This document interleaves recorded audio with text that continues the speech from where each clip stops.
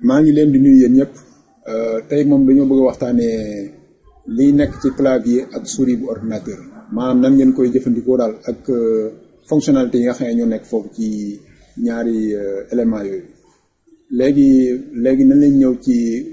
dañuy njëkk a waxtaanee li nga xam ne mooy souris léegi nan lañ ñëw fii moo expliquer leen tuuti maanaam souris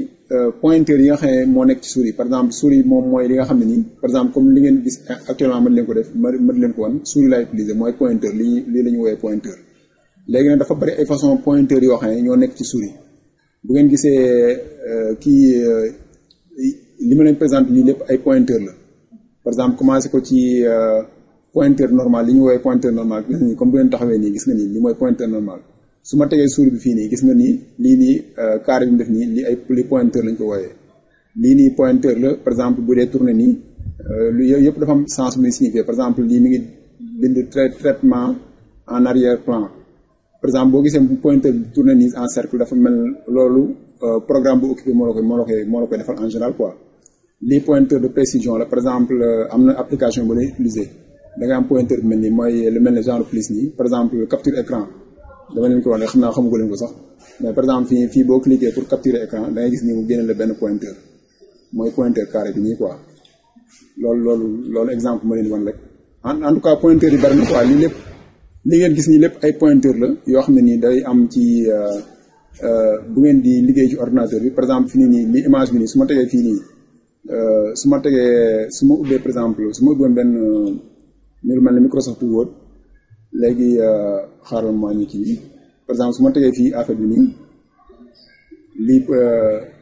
su ma wala ma insérer benn texte fii rek benn texte voilà léegi su ma tegee fii souris bi gis nga nii dafa may defal benn angle fii loolu mooy su ma ko bëggee wàññi ainsi de suite su ma bëggee diminuer affaire bi wàññi nii loolu lépp ay pointeurs yu génn la yoo xam ne nii di ngeen koy am ci bu ngeen di liggéey ci ordinateur bi pointeur yi yëpp benn bu nekk bu li ngeen gën a dem ba gën a miin ordinateur bi gën a xam pointeur bu nekk lan mooy signification ak lan moo ko tax a jóg mais yëpp bindal naa leen ko fii léegi su leen neexee mën ngeen a def pause ci vidéo bi par exemple pour récupérer signification pointeur yi yëpp parce que wala bu nekkee ne su nekkee ne vidéo ngeen liggéeyee su ngeen demee fii ci bouton démarrer bi bu ngeen tapé souris rek da ngeen tapé souris voilà mi ngi nii léegi su ngeen ñëwee foofu ci souris su ngeen demee ci pointeur gis nga nii da leen di génneel façon pointeur yi nekk fii yëpp loolu tamit moo gën a gaaw quoi pour ngeen xam ko lan mooy signifier pointeur donc loolu lu am solo la ci souris bi. léegi ñu ñëw fii souris bi tamit dafa am 3 boutons yoo xam ne ñoo nekk ci souris bi bouton gauche bouton droit ak li ñuy wax roulette moom moo nekk nii mais lu ci ëpp bouton gauche bi ak bouton droit bi moom ngeen utiliser surtout bouton gauche moom mën naa wax ne à presque 80% loolu ngeen utiliser. Parce que bu ngeen di ubbi programme bouton gauche bi lay doon bu ngeen dee lu ngeen def lu ci bari daal bouton gauche bi moom moo leen koy permettre bu dee clic yi tamit dafa am clic gauche moom bouton gauche bi ngay utiliser clic gauche am clic droit am roulette bi tamit moom pour défilement rek la pour par exemple boo bëggee défiler bu ma bëggee défiler nii roulette bi laay kii gis nga ni roulette bi moo waral may mën a défiler nii donc loolu mooy moom laa bind fii nii 3 façons de cliquer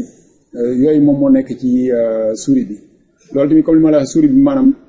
ni ma leen mën a expliquer souris daal ak clavier mi ngi mel ne boo dee dawal oto par exemple boo dee jàng dawal oto levier boobu ngay changer vitesse beeg yooyu loo gën a dem di dawal oto bi di ko gën a miin ni ngay changer vitesse par exemple dugal premier dugal deuxième ainsi de suite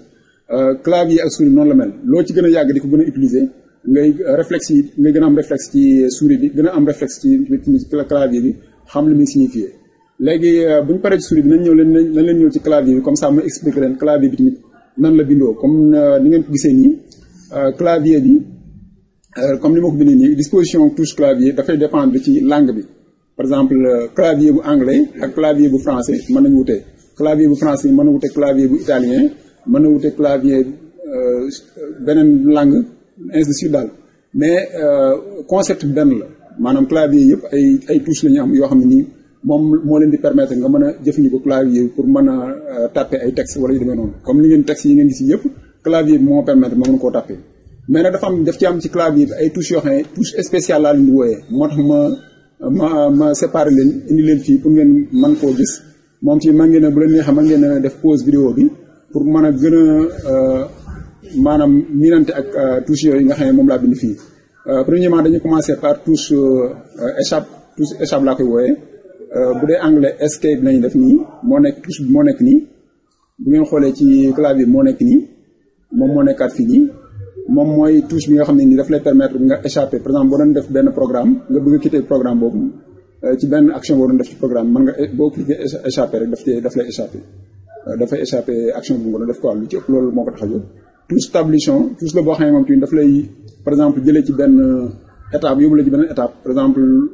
lu mel ne boo doon def traitement texte mën nga jógee ci benn mot demaat ci beneen mot par touche stabilisation boobu tamit comme li ma la waxee léegi lu ngeen gën a utiliser gën a xam signification bi kii touche caps-lock bii moom daf lay permettre nga jógee ci majuscule dem ci jógee ci minuscule par exemple boo doon tapé ay minuscule boo tapé boo bësee boo activé caps-lock bi daf lay mën a permettre ngay mën a tapé lettres yi en majuscule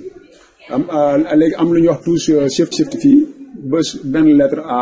A bi au lieu que mu nekk minuscule léegi day daal doon majuscule loolu moo ko tax a jóg.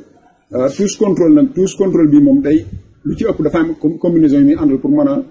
a fonctionnalité ngeen mën ko comprendre parce que moom ay combinaison moo ko tax a jóg par exemple da ngay bës touche contrôle bës ko ak beneen lettre mu mën laa jox beneen fonctionnalité mais loolu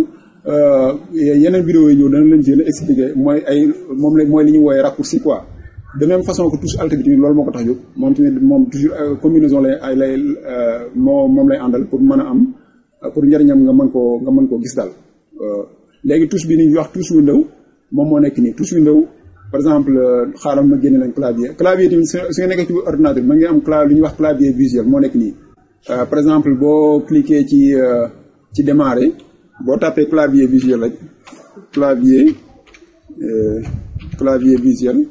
voilà comme ni ñu gisee nii clavier visuel moo nekk nii voilà day daal di ñëw quoi clavier visuel gis nga ko léegi moom daf lay permettre nga mën a utiliser clavier bi ci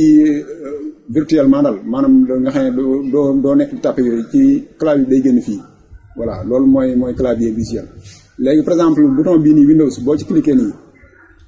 voilà gis nga ni boo cliquer day génnee bouton menu de démarrage bi quoi moom équivalence am mooy maanaam nga tàppe ci bouton de démarrage bi ñooyam quoi moom la ñuy wax bouton Windows je pense que loolu xam nañ ko léegi par exemple bouton Windows soo cliquer nii bouton Windows pour démarrer Windows bi soo bëggee échapper da ngay cliquer boo cliquer échappement bi ni ma leen waxoon action bi day arrêté quoi. bouton texte menu contextuel boobu daf lay équivalent clic droit bu souris bi la quoi gis nga nii équivalent clic droit gis nga bu ma ci cliquer dafay def mel ne lu def clic droit fii nii ci bouton de démarrage bi mu mel ne su ma defoon clic droit gis nga su ma cliquer fii ci bouton contextuel loolu la may jox loolu moom équivalence su clic droit la clic droit la bu souris quoi ngeen xamee ko noonu moom la ñuy wax